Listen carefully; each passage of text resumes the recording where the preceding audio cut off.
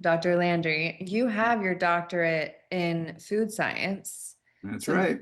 yes. So, before we get into the topical skincare, I want to hear through all of your knowledge and your expertise and your background, what have you learned that connects the food to our skin?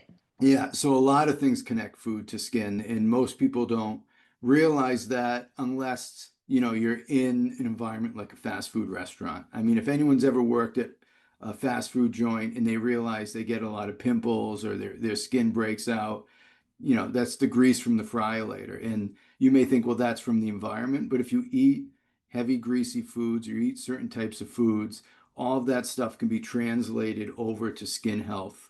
I mean, a great example is alcohol consumption.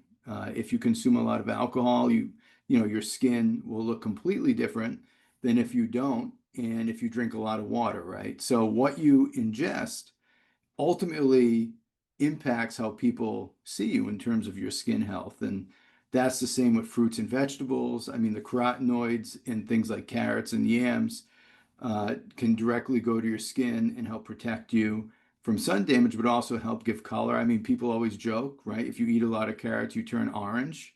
I Mm. mean, there is some truth to that. Those pigments go to the skin. And then things from berries like raspberries, blueberries, those antioxidants help protect your skin from environmental damage as well. So the quality of food that you put in and the amount of water you drink directly impacts, the overall health of your skin. I actually happened to take a poll online the other day to ask people what they've noticed has triggered any flare ups in their skin as far as food. And I got back dairy, gluten, and I did get fried foods, but it had me wondering, because you just said greasy foods. Is that the type of oil they're using? Is it the way that it's cooked, or what is it exactly? I think it's just fat in general, but the common, things you brought up, gluten, dairy, even some type of anything that is pro-inflammatory, especially if you have an immune response, even the slightest immune response can cause inflammation throughout the body. Whether that be skin or your joints. I mean, I know some people who say that, if they eat a lot of cheese and yogurt, they get a little flare up and their joints hurt. And I'm not going to say, dairy does that with everyone because it's not true. It's a case by case, person by person basis. And you basically have to feel, you know what your body feels, and therefore you have to adjust. But anything that drives oxidation or drives inflammation, so just frying in general, is a oxidative reaction. It promotes some of these things that can lead to inflammation. Same thing with gluten. If you have mild gluten sensitivity, that can drive inflammation in the body, and that can definitely impact the quality of skin that you have. And you mentioned berries being helpful for the skin. Can you counterbalance the bad foods with the good foods? Yeah, so moderation is key, I'll say. So it's we live in a fast-paced lifestyle where convenience is usually the main driver of what we eat, right? A lot of people don't have the luxury to go to a farmer's market every other day, pick up the food, go home, cook for an hour and a half, sit down and relax, right? Where it's always convenience, convenience, convenience. And this is where moderation is very key. Um, if you ask people what is good food, what is bad food, usually people have a good understanding of, okay, if I eat a lot of fast food, that's bad. If I eat a lot of fruit, salads, and vegetables, that's good, right? Mm. So balancing it out, it doesn't work, tit for tat type of thing. But having that mindset where like, okay, maybe I'll only have fast food once or twice a week. And I'm not going to go out and say, eating fast food is horrible. You should never do it because we live in reality, right? One day you're going to have to go get a wake up wrap or you're going to have to get chicken nuggets, right? Just because it is.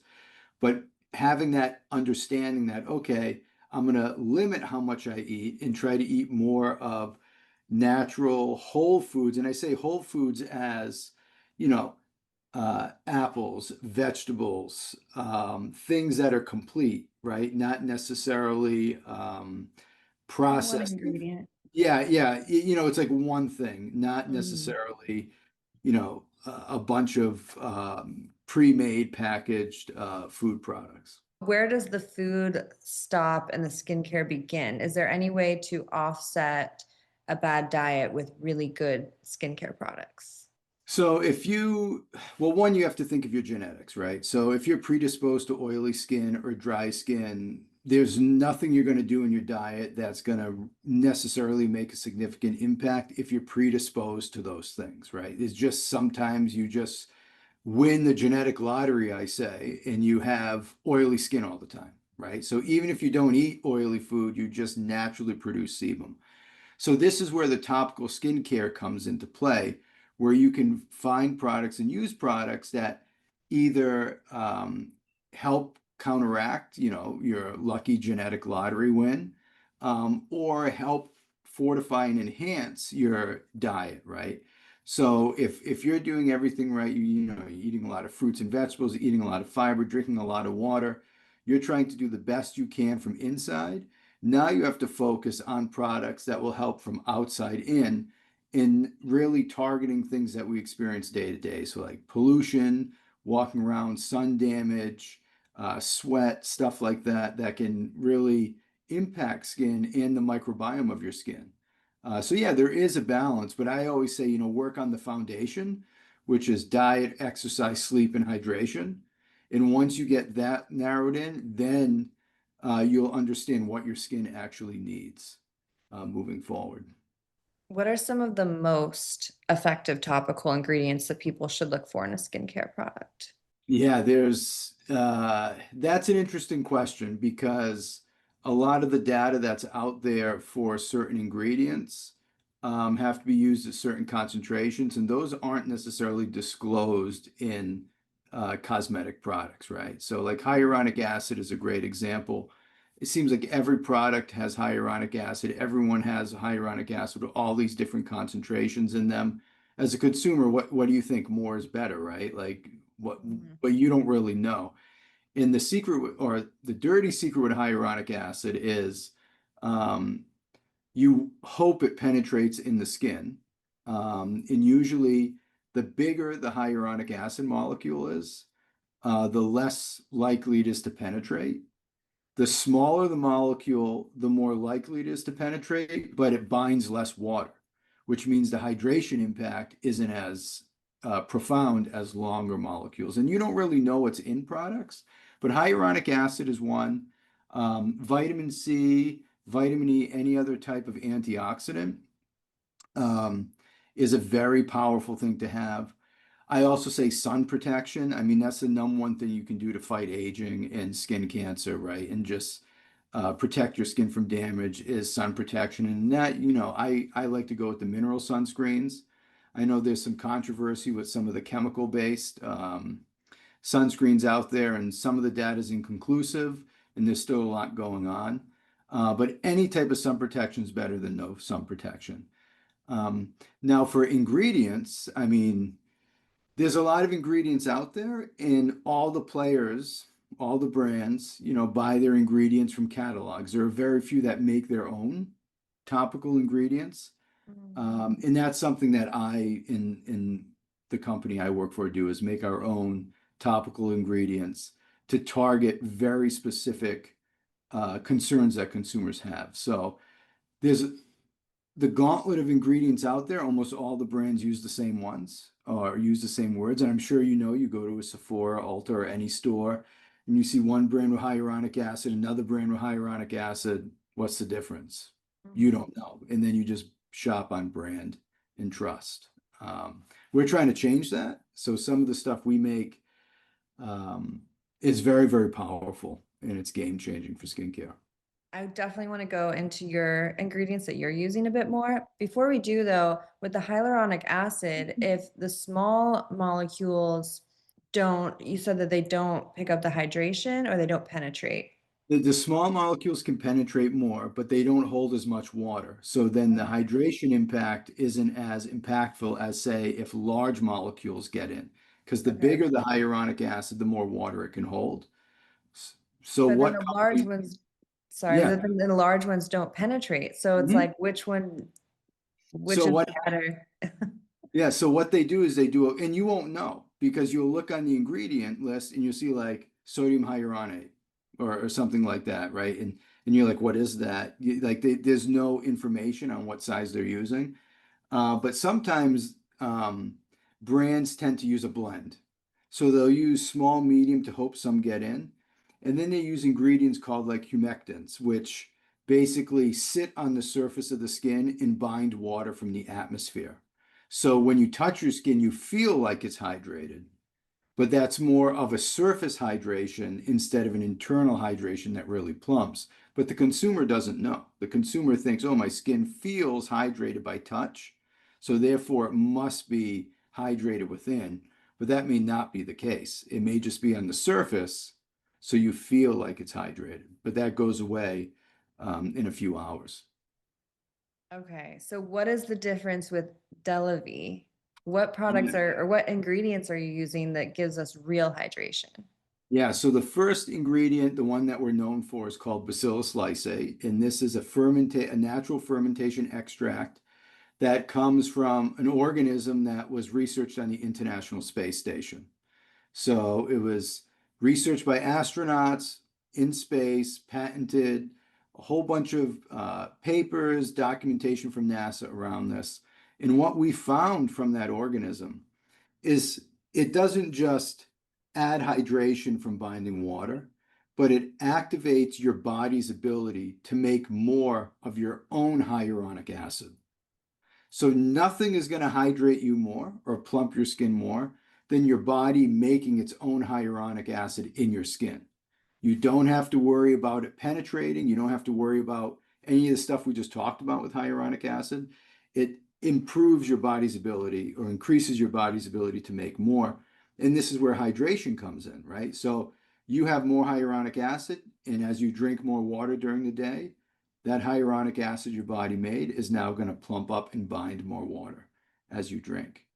It's a completely different thought process and mechanism than what people are used to. And then Wow. it also activates something called sirtuins.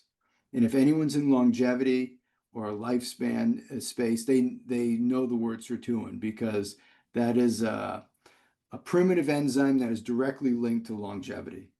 And our ingredients activate those in your skin so that it can start repairing damage that has accumulated over the course of your life. So you have the hydration, you have DNA repair with sirtuins or longevity with sirtuins, and then finally, it stops UVA free radicals. I see the cat back there. I hope you can't hear her.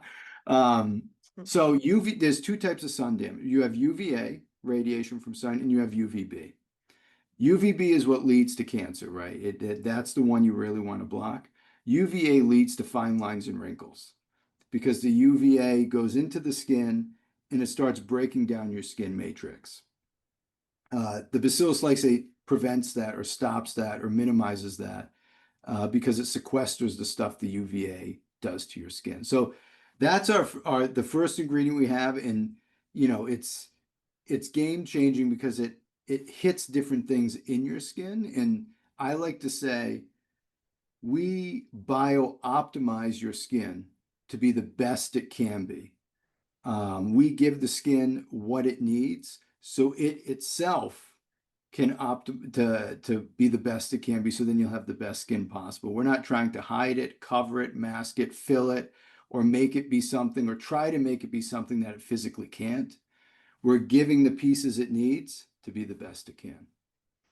To clarify, because I dove into your story and you worked with NASA to get this Mhm. ingredient, Bacillus lysate, into your products? Yeah. So, Okay, quick side note. I have to share this with you. Whenever I'm on the go or I'm getting that I need something but don't know what feeling between meals, I just pop a few spirulina tablets from Energy Bits. Honestly, they have saved me so many times. They give me clean energy and I feel good for hours. No crash, no junk. What I love is that each little tablet is just one ingredient, 1 calorie, and packed with 40 vitamins and minerals. It's wild. People even use them to support their skin and weight goals too, which is a nice bonus. So if you want something quick, clean, and kind of magical, check them out. You can go to energybits.com and use the code HEALWITHIN for 20% off. That's energybits.com and code HEALWITHIN at checkout to receive 20% off your entire order. All right, back to the episode. Originally, we were working, we had some subcontracts with the work on the Mars rover, to work on the International Space Station. And NASA scientists had this organism that was able to survive outside of the International Space Station for a year and a half. And when they brought it back down, they found that it could survive UVC radiation. And UVC is what's in like germicidal lamps, right? So like the things you disinfect with. That's great and all, but our ozone layer blocks that. So in terms of like functionality for skincare, UVC is not a big deal. But we took that organism and we worked on it for about 2 years. And we were able to figure out, one, its longevity properties, like I said, sirtuin, hyaluronic acid, antioxidant. But we're also able to extend the absorption out from UVC into UVA and UVB. And that's directly impacting skincare and skin health. Yeah, and I mean, if people want to Google space to your face, NASA, you can find the NASA sanctioned article that explains all the research, and it even features and highlights our products. And that's very interesting to see that, because no other skincare can say that. Okay, wow. Is this an example of an extremophile? I know that your skincare focuses on extremophiles, so maybe you can share what that is. Yeah, this is a great example. So an extremophile, I know it sounds like a crazy word, but it's anything that lives and thrives in an extreme environment. And that could be high temperature, could be high acid, it could be high salt, anything that normally is detrimental to normal life, extremophiles thrive in. And this is an example because this organism grows and survives under something that should kill life, and that is UVC radiation, and it survived in space, which nothing should survive in space, right? In the vacuum of space. So that's an example of an extremophile. And what we do at Delavie Sciences is we leverage extremophiles because they figured out how to survive and protect themselves from these hostile environments, these hostile situations. And we take their expertise, their knowledge, their chemistries, and apply it to the skin so that our skin can be protected and survive from the extreme conditions we face, from pollution, UV radiation, all the things that we get bombarded by every day. And that's the premise of what Delavie Sciences does is, I'll quote, I remember Jurassic Park, nature will find a way. Nature has probably found a way to solve all the problems we're looking for. And that's my thought process and my belief. So I go to nature in these extreme conditions to find things that will benefit and biooptimize our skin. Amazing. So basically, by putting these products, I don't know, we can talk about what they are, if they're serums Yeah. or moisturizers, Mhm. but having them on your skin, and then you can walk around outside and not worry about extreme sunlight and pollution and all of the things that are in our atmosphere, because these products are protecting our skin, so it's not getting in it. Yeah, that basically there's two steps in how I like to talk about it. One is kind of repairing some of the damage that we've already accumulated. And then the other is preventing or minimizing future damage. And that could be from oxidants, from space, from the environment, pollution. It could be a whole host of different things. So that's the premise. We go for repair the best we can, and we do that by giving your skin everything it needs to make itself the best it can be. And then we help mitigate future damage over the course of time.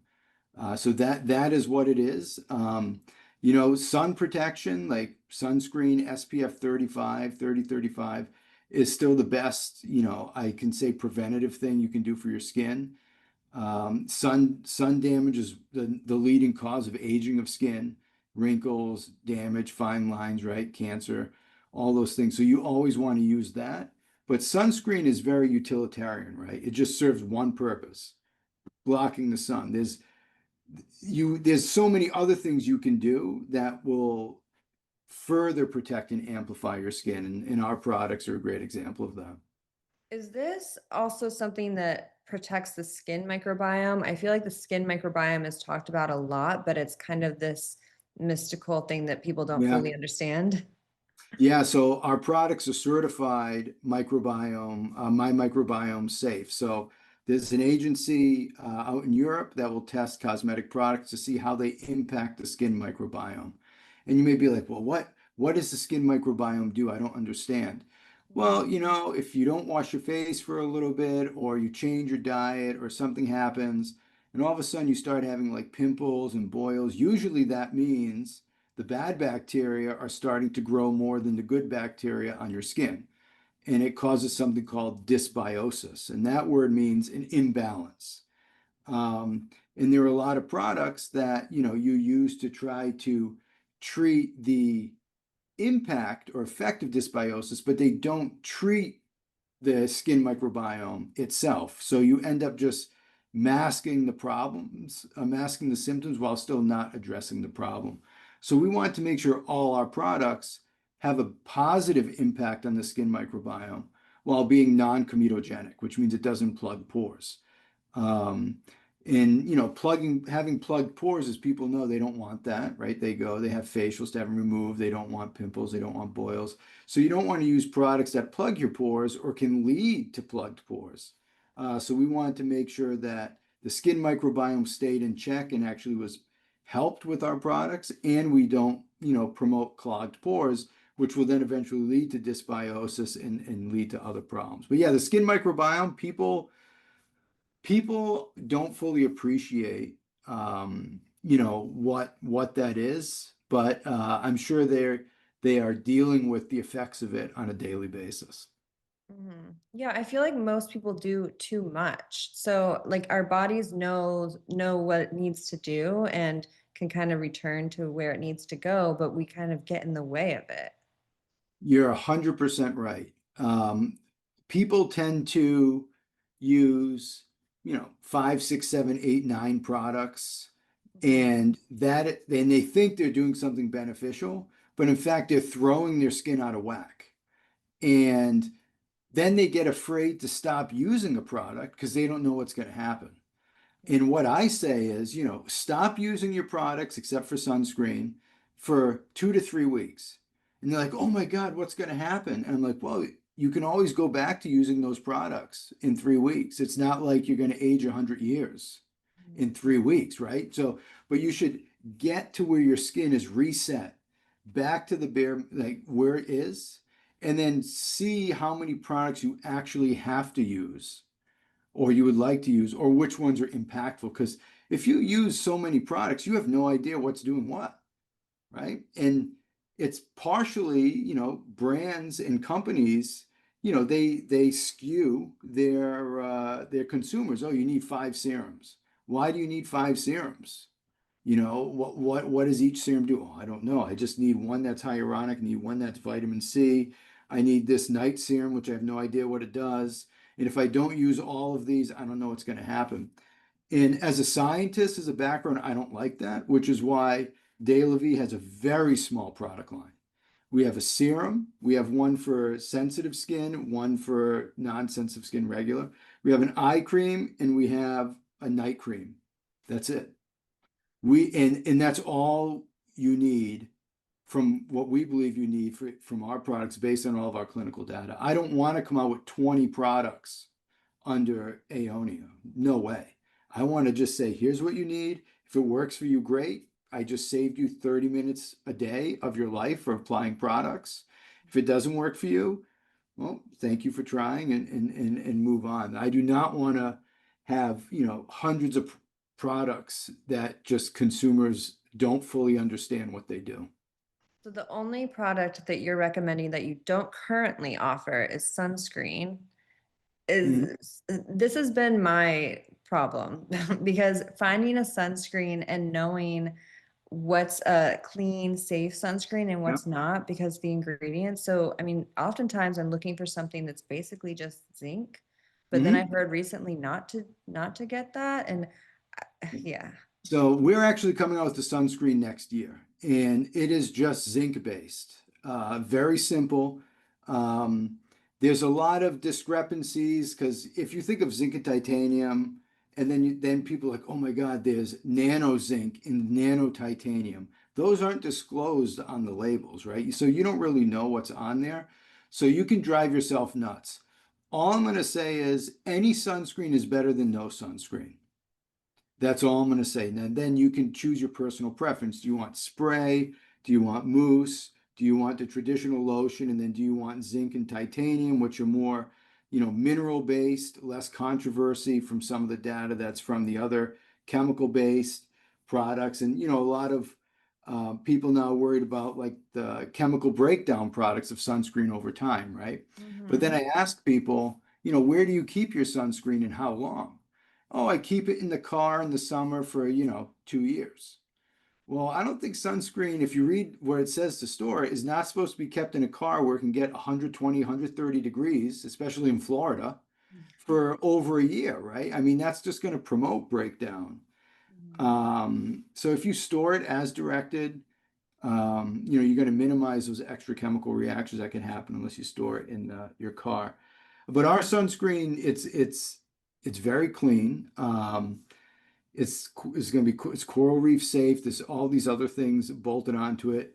It's also beneficial because it'll have all the longevity benefits of our ingredients in there. So not only will you have a great face sunscreen, SPF 35 that's clean and effective, but you'll have the sirtuin activation, the hyaluronic acid production, the UVA, free radical protection, all built in. So we're making a sunscreen that's not just utilitarian, it's functional for the health and benefit of your skin. Does the sun age us? What causes skin to age on a cellular level? Yeah, so when we're exposed to the sun, a bunch of things happen. One, the UVA comes in and it starts cross-linking your collagen, your elastin, all of the components that make your skin like soft and supple and plump. Those start getting cross-linked, and those cross-links are irreversible, so you end up making fine lines and wrinkles. There's a great photo. If you just search, trucker sun damage, you'll see a photo of a trucker where half of his face is super wrinkly and the other half is not. And that's because one side of his face was exposed to the sun through the window of driving his truck all the time, and the other side wasn't.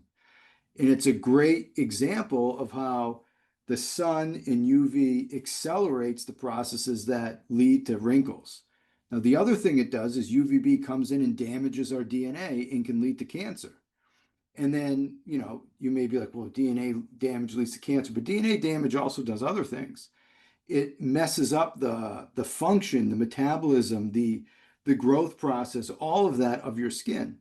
So not only do you have accelerated wrinkles in formation, wrinkles and fine lines from UVA, but you start messing around with the actual functionality of your skin cells from DNA damage and mutations. And that leads, age spots, hyperpigmentation, all of those things are a result of mutations from sun exposure over the course of 10, 20, 30 years. And sun damage is kind of like it's like something that creeps up on you, right? Like when you're in your teens and 20s, you're like, I don't need to worry about sun. I just want to get a tan. I'm going to look great forever. And then you do that for 10 years, and all of a sudden, you're like, whoa, what happened? And it's like, wow, I should have been using sun protection to minimize this accumulation over the course of, a decade or two. Yeah, it's all fun and games when you get a sunburn and you're young, and then Yeah, you see that the effects later on. that's the problem. It's we as a society and just people in general, we're worried about like what's happening now and maybe like a week ahead. We're not thinking about, wow, what I'm doing now is going to impact me 10, 20, 30 years from now. And I'm going to wish that I did something back then because I'm dealing with all these repercussions now. Hmm. Yeah, and I know we're mostly talking about the face here, but does this apply for the body as well, as far as sunscreen and exposure to the sun? Yeah, 100%. I mean, the body in general, whether you go to the beach, right? Your whole body's exposed, so you're going to get all of that same damage across the whole body. And we talked about inflammation earlier, and a full body getting a sunburn on your whole body is pure inflammation. And that's something we want to minimize, right? Now, we'll never minimize inflammation in general. It's just part of our chemistry as living. There's going to be always some type of reaction that's driving inflammation. But talk about a shock to the whole system. I mean, sunburns, I mean, if you get a bad sunburn, your skin just doesn't hurt. You're like physically drained, Yeah. right? It's like a serious thing and it affects your whole body. So whole body protection, whether it's wearing UV protective clothing or hats, which is kind of counterintuitive when you go to the beach, but you have that, or just sunscreen in general is the best way to minimize that. How early is too early to start thinking about anti-aging skincare? So anti-aging is a word I don't necessarily like because you can't really stop aging or reverse it, which is why all of our products are age defying. Um, I think preventative skincare, sunscreen, a serum that's strong antioxidant or helps upregulate certain pathways, like I said, like sirtuins or hyaluronic acid, basically getting your skin at its best possible place in maintaining that will prevent a lot of things like fine lines and wrinkles, age spots further down the road.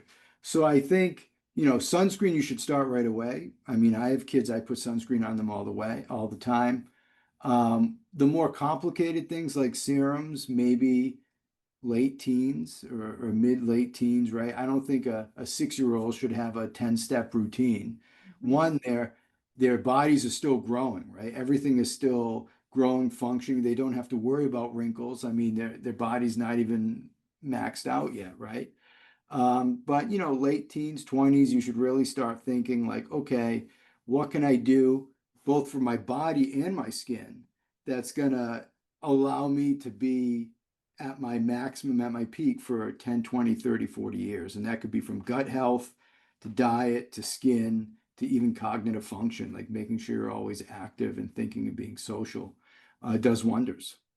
If someone wants to simplify their routine, I know you're against, 10 steps. You mentioned all the products that you offer. What are the non-negotiables? So if someone's only going to invest in one product, maybe two products, what are the must-haves? A good cleanser. You have to remove the junk that accumulates on your face over the course of the day. And people usually think, oh, just makeup builds up on my face over there. That's not true. You have all the pollution from all the vehicles and the factories, whatever, that binds to your face because those pollutants like to stick to things like oil, right? So your face is covered with oil just naturally. So all those things will stick to it. You have makeup that binds to it. So you want a good cleanser that strips all that away and helps unplug pores and minimize, the possibility of dysbiosis or like the shift in the skin microbiome. And we've only talked about Aeonia and the Bacillus Lysate and like the serums and creams and stuff we have. But we created a new ingredient. It actually just came out called hydrolytic enzyme complex that does just that. And we're actually launching a face wash and toner the end of September that does exactly what I said, unplugs pores, helps balance the skin microbiome, tightens, firms, and also improves collagen production in the skin. But whether it's our face wash or whatever, you just should have a good face wash that just strips it away.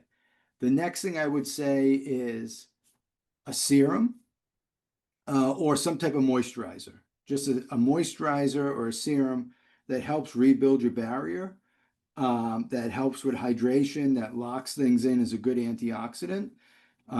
So, it could just be a serum or it could be a serum and a cream and then a sunscreen. So those things, that's it. You should start with that, see how that goes, and then try things, and let the things have time to work. What happens is, and I've talked to a lot of people like that about this. They'll buy a product, they'll use it for a week, and then they're like, "Oh, I want to try a new product." So then, in the course of 1 month, they add 2 or 3 products to their routine, but they haven't given that first product a time to work, which could be, 3 weeks to a month and a half to see Mhm. the results. So then you end up getting results, but you don't know what's doing what. And like I said, you're afraid to get rid of 1 or 2 in the routine. So Yeah. give it time, give products time to work, let your skin adjust to it, see what happens. And this isn't a sprint, right? It's a marathon with skincare and your body in general. You want to do things that are sustainable and that make sense and work for your body, and then carry that out for the rest of your time. Is there any truth to us getting some type of benefit from switching out different skincares? I've heard that maybe your skin adapts and it gets used to a certain kind and you want to change it out. Or can you find one that's good, like stick with Delavie for the rest of your life? Yeah, so what can happen is people can build up, become sensitive or to certain products over time, whether there's fragrances or stuff. We can just build up an intolerance over time. So you may have used a product for, say, 5, 10 years, and then all of a sudden you start noticing it's not as effective or it's causing itchiness or something, so then you switch. Um, it's interesting you say, we use different products or switch them out? Well, if all the products use very similar ingredients, are you actually switching anything out? Right? Think Yeah. about that, right? If you use one vitamin C serum and then you go to another vitamin C serum, but the main thing is vitamin C, are you actually changing anything? Right. You're probably changing the nondescript things like fragrance, right? Or carriers, and which is very technical, but the active is still the same. I would say if you find something that works, your skin likes it, your skin benefits from it, you get nice radiant glow, you hydrate. There's a lot of things you see. Stick with it, because as you hop around or change different products, you could change your skin microbiome. You can start plugging your pores, and then you're like, oh my God, what do I have to do for this? And then you end up going down a rabbit hole. If something works for you, stick with it until it doesn't work, or and then make a decision then. But hopping from products, some people hop every month, right? I talk to some people like, oh, I go in, I try something new every time. I'm like, well, how do you know if it's working? And they're like, I don't. I'm like, Yeah. what are you doing? I've done that. Guilty. I think everyone has. Everyone has Mhm. human nature, right? That's why we like tend to get rid of our cars every 4 or 5 years, right? It's not that the car's bad, it's just we get tired of it Mhm. and we have to change. Yeah. Oh, I can't wait to try Delavie. So I have it at home and Mhm. I started it for 1 or 2 nights and then I'm like, well, when I do this, I want to do it until it's empty. So I'm like, let me finish what I'm doing now. Once those are Mhm. empty, I can, yeah. Yeah, so we have, like I said, we have a serum, an eye cream, and a sculpting cream for the Aeonia line. Mhm. Very simple. All of our clinical data is on our website. We release everything. So you can go there, you can see all the stats, all the numbers of people who used it, all the before and after photos. We don't hide anything because we know how effective it is and how it works. And if you were going to try one, anyone listening, I would say pick one of the serums and just go with it. The sculpting cream is great at rebuilding the barrier. It's very heavy, very moisturizing. I recommend using that at night. Put on the serum, let it dry, and then put on the sculpting cream and use it at night, and you'll start seeing amazing hydration. And one thing we noticed with the serums is that it's great for hyperpigmentation and melasma. And this is something we didn't plan. We actually discovered it by accident from people who were using it. And then we went back into the lab and discovered why it's so effective. So you should see a bunch of benefits from this, sometimes within 3 or 4 days, realistically. But I would let it go for a month so your skin can really benefit from our active ingredient and you can see the difference. This may be a silly question, but the way that marketing is, Hmm? this skincare is for men and women, correct? Oh yeah, men and women. That's we design products for function. So we're not like a regular brand where we think, oh, we want to make a brand with this narrative. Let's find products that we can make for it. We go, we have something that does something amazing. Let's make a product around that ingredient and then move it. So even though, we try to keep it as unisex as possible, anyone can use it, men and women. We have a lot of women say their husband steals it from them and they actually have to hide it. And you may say, why is this? Well, people who like the golf, people who like to go out and play tennis, some hikers, all this stuff that are outside all the time, they really like the hydration factor and the UVA kind of protection factor from the free radicals from the wrinkles from it, and they take it away. And we've heard all of our customers their comments, and we always are constantly adapting for that. And we're going to go through a refresh and a repackaging to make it more unisex. But trust me, uh, I use the serums. I love it. I never thought I'd be in skincare. I never thought I would actually use a skincare product, but the results I saw from using it for 2 weeks, and now I've been doing it for years. It's like it's game changing. It really is. But yeah, it's for anyone. I have two final closing questions for you. Before I ask them, where can the listeners go to check out the products and learn more?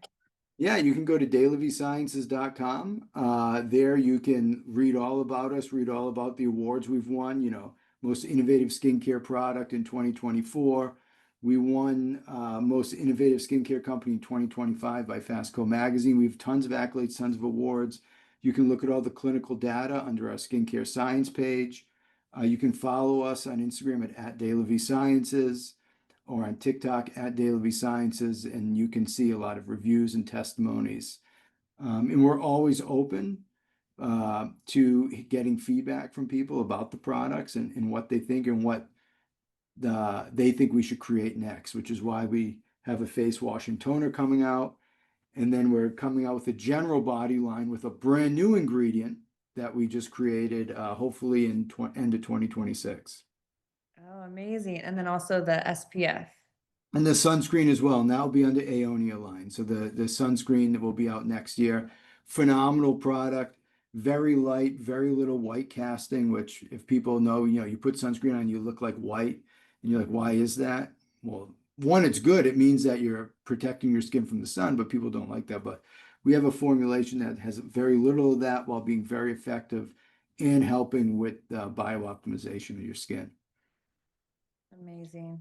And I Mhm. feel like this, if you're going to go to space, this would be the skincare you'd want to wear in space. Yeah, it's so funny. I never thought, like I said, I'd be in skincare. I never thought I'd do anything with space. I never thought I'd do anything with any of the stuff I've done over Mhm. my career. So I'm not a traditional cosmetic brand builder. I'm a scientist, a food scientist and longevity scientist that happened to create amazing things that benefit our skin and decided to launch a product around that instead of the other way around. So it's a little different than what people are normally used to, but once you use our products and if it works for you, they can't not use it.